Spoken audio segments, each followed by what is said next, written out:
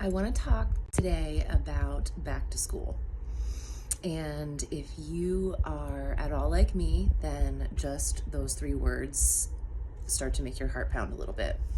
I think that the end of summertime each year when I was a little girl, and it was starting to feel a little bit of change in the temperature, and those long summer days were starting to come to an end, that I first started to realize that something was off in me or something was difficult in me. I didn't have the word anxiety yet, but I definitely had anxiety already. So why am I talking about this now? First of all, just to say good luck to all of the kids and parents that are maybe in that same boat, but also just to talk about the upcoming teacher training.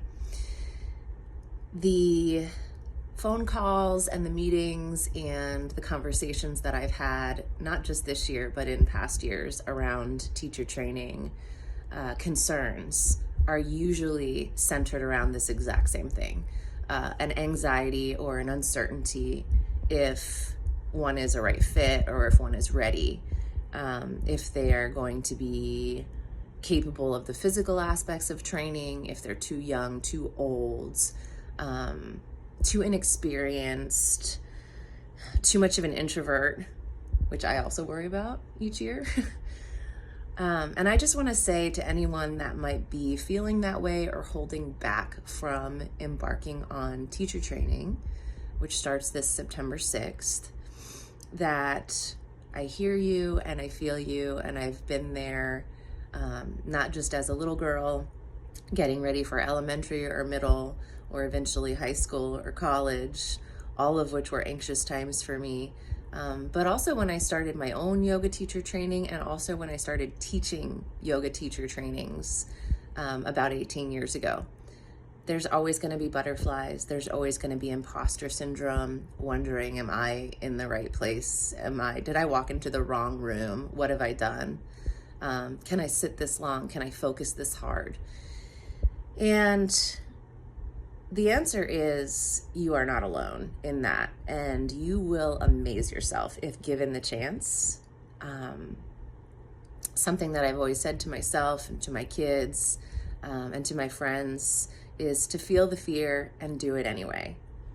And there's a balance there. If you're feeling, paralyzed by fear, then maybe it's not the time.